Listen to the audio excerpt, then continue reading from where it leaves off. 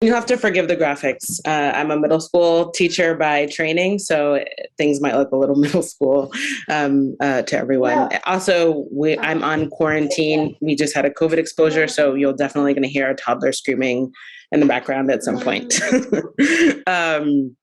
So YouthConnect is a program, a collaboration between the Boys and Girls Club of Boston and the Boston Police Department. And officers, right, have only so many options if they see a young person in trouble. Historically, we know what that option has been. So what we see is that a history of trauma, instability, attachment disorders, struggles in school lead, okay, go ahead, there you go, lead to young people engaging in criminalized behavior. So traditionally, as I mentioned, right, the option has been for officers to put those young folks in a detention center, to arrest them, to bring formal charges.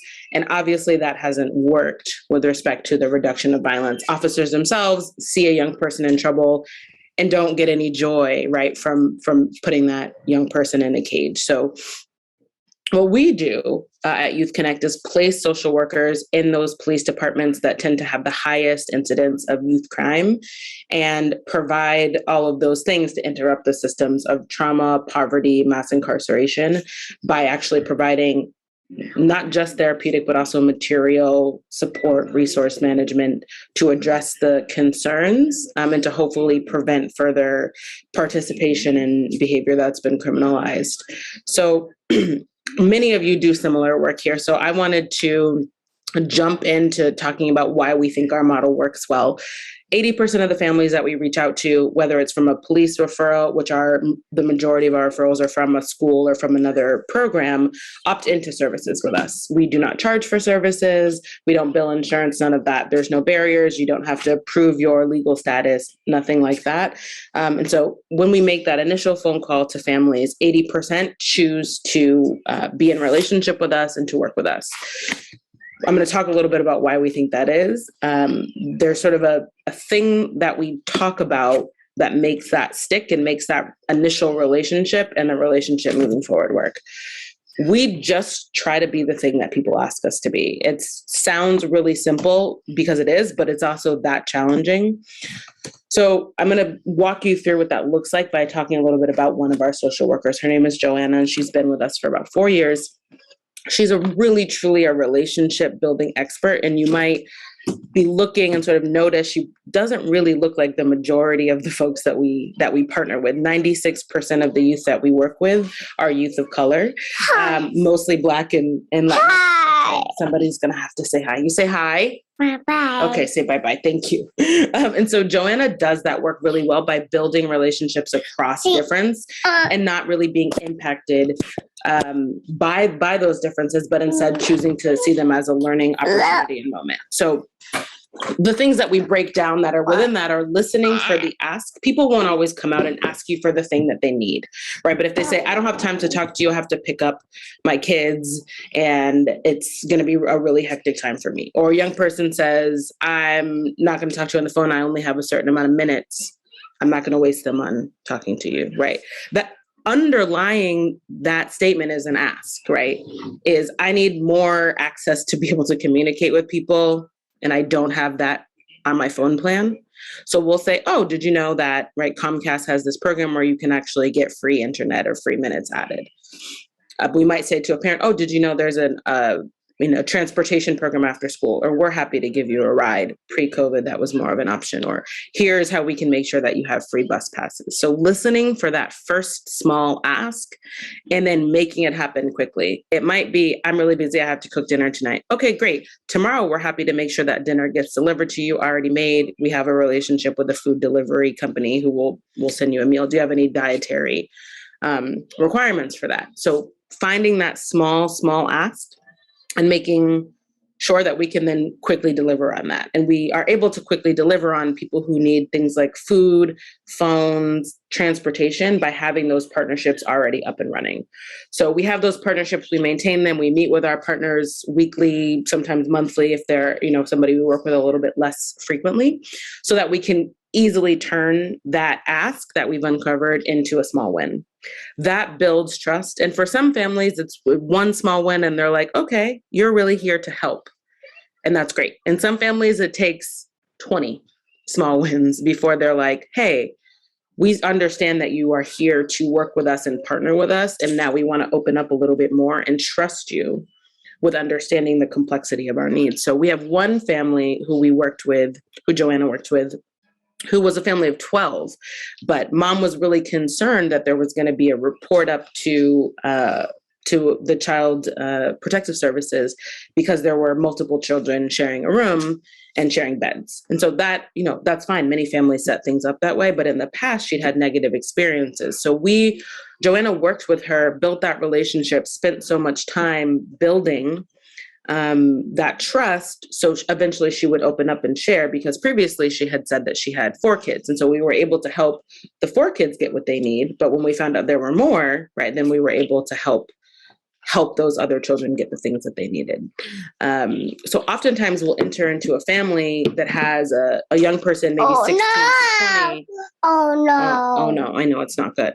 16 to 20 engaging in criminalized behavior, but then they have all these younger siblings who are potentially headed down. Hold on 1 minute. Headed down the same path. And so we have an opportunity to intervene there. So oftentimes parents don't ask, can you also work with my 9-year-old, 11-year-old, or 12-year-old? But we find ways to do that as well. Okay. We also try to operate, okay, thank you, with full transparency. So for example, Joanna had a young person who had to go into the hospital. She was sexually assaulted and feeling like she wasn't going to get what she needed at the hospital. She wasn't going to get treatment or respect. And she wasn't going to get sort of justice. Things weren't going to turn around for her. And that was true. She didn't get those things from the hospital. But Joanna was very honest with her and said, I'm going to go with you. They may not let me in. There may be somebody who's not kind. If so, you text me and I'll call them. There may be, they may not believe you initially, right? But you can always reach out to me because I believe you. So sort of pre-navigating the system for that particular person is what allowed their relationship with trust to continue. Otherwise, it might have broken down if Joanna had referred her to the hospital and hadn't prepared her for the fact that might have been a difficult interaction. So we really try to operate with full transparency. My son wants you to see the wonderful picture of Joanna again. And then the other thing that we try to do is be really affirming and understanding where people are coming from, which doesn't mean we don't offer challenges, right? So if we see a parent who's not quite connecting that the choices that their young person is making are placing them in danger, right? We do have to find ways to challenge that and say, I hear you saying that the police are targeting your young person, which is true, right? They are looking for them. They are trying to find whatever's going on with them. But is the reason maybe because they have made it known on social media that they're carrying weapons, right? And then what can we do? What kind of conversations can we have with them to begin to change that behavior? Even if it's something as small as, well, I don't carry it on my way to school. I carry it only after school, or I'm going to reduce to carrying a knife, right? Which results in different behaviors when someone has a knife versus when someone has a gun. So trying to think about all of these sort of 5 things and having them be present in all of our interactions. So Joanna is masterful at in one, 5-minute conversation with a young person, listening for that ask, finding what they need. So for example, she worked with a young woman who was in a domestic violence situation where her father was physically abusing her. And so as a result, she was not able to make the best safe choices for herself.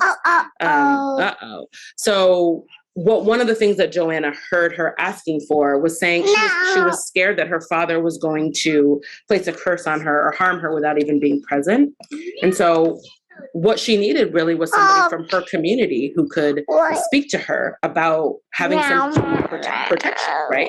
So Joanna there found somebody from her religious community who could come to her and talk through, okay, what are the things you need to carry? Is there an object you can carry that can make you feel safe? Those types of things. And was able to find somebody from her community who could be responsive to that need. That in turn turns to a small win. Very quickly then Joanna was able to make a safety plan to get her. Thank you, to get her out.